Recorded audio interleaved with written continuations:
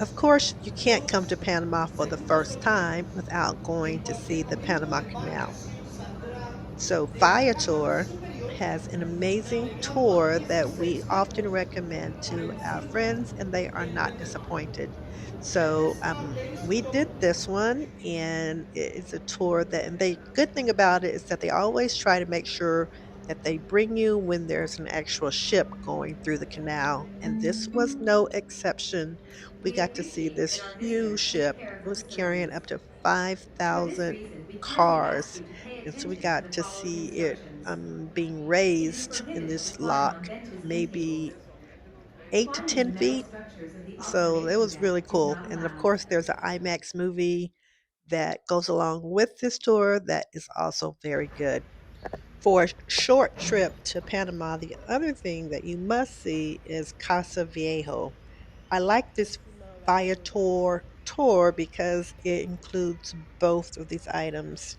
So just walking through the area, and usually the tour guide is so knowledgeable and can give more information than what Craig and I can give about each of these historical sites. After all, Casa Viejo is a UNESCO World Heritage Site. Be sure to stop by this church in Iglesia San Jose, Panama. It's famous for the altar is golden, and it's a very cool story surrounding that. But in the back of the church is this mural here. I'm not sure if you really call it a mural, but it is amazing. The detail is just crazy. It's astounding, really. And it's in Roman numeral. You can kind of follow the Old Testament. It has some scenes from the New Testament as well, but it just blows me away every time, every time. Another Panama classic is eating at the fish market. We did that, and going to Sabrosa at night for their show. Now that is so Panamanian. Like, we just love when guests come so that we have an excuse to go to this restaurant. So it did not disappoint. We had a great time celebrating the Panama culture with all the countries that are visiting. And then we had the experience of the Fonda, not the Honda, the Fonda, where the locals eat. So of course, my friend is a faithful subscriber, so she's seen my videos on the fondas, and she wanted to be sure to try one while she was here. So we took her to this one, which is kind of becoming our favorite. It's not the one that's closest to us, which is also good, but this one with their three restaurant choices, and then the ability to eat in at the air conditioned little restaurant eat in area. It's just good for the expats, right?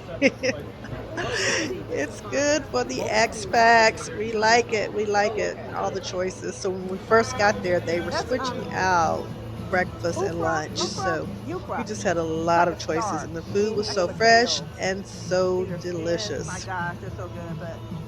We really, we'd had a good time here. This is what we've got, each of us. Got the chicken and beef and rice and lentils here, and some the fried bananas or plantain. I got a piece of avocado and beef here. And Craig got the natural pineapple juice, which was really good as well. We got all that for $27. So, lastly, at the end of her trip, I took her to Cardina Center to this store for souvenirs. So, I just found this about maybe a month ago, and I just take my guests here at the end of their trips. So, look around Casa Viejo, see what you like, but then come, just it's worth it to Uber here to actually buy what you want. So, this is like a souvenir shop, like a flea market of souvenirs. Very cool. It's all enclosed, air conditioned. Most of the vendors speak really good English, and they are willing to negotiate. You can get some pretty good prices, not dirt cheap prices, but good prices. Hopefully by the time you get here, you've already seen the other prices, like in maybe a more expensive area. So then you're getting a pretty good deal. And they have just so much that you've seen already. Like there was a souvenir that I wanted but I didn't get, and wasn't sure if I'd ever see it again, but I did. I found it here. So feel confident in looking in other parts of the city and coming here to actually purchase the items that you are wanting to carry back to the States with you. hmm I feel confident in suggesting that. So this day we went a boat, no, a bus of tourists were coming in at the same time. I think they were probably from the cruise ship. And so, but you can tell, still not super crowded. There's definitely enough room to accommodate large groups. So there's probably like maybe 5 or 6 rows of vendors, and you can see they're well equipped.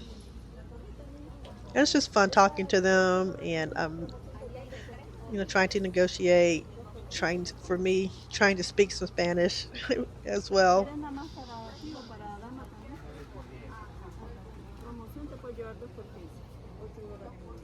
So my friend picked up a few souvenirs to take home. She had actually bought some at Casa Viejo, so she mentioned that she kind of felt robbed out there. I tried to reassure her. So there's this one vendor. If you go in, he's in the very back on the left-hand side corner. Like I said, this is probably my third time going, and so I'm starting to get to know him. This guy right here in the red shirt. I don't know his name or anything yet, but I just like talking to him and bantering with him. And I always do try to buy something from his shop to support him. Okay, gracias. And he noted that my Spanish was pretty good. Hey, that's pretty good for me. But it's fun. You can see all the many things they have, depending on what you're looking for. So all the purses and the beach bags, all different styles, all the different colors. These are those prints that we find the local indigenous people making, those colorful patterns. And again, don't expect them to be cheap here. They're not, so it's not like dirt cheap, like I said, but they're better than what you're finding in other places. So I would say to adjust your expectations. They're not giving the stuff away, but good prices though, and they're willing to negotiate. So keep that in mind. And beautiful items, really good quality, like all the hats that you've seen throughout the city. They have them here as well.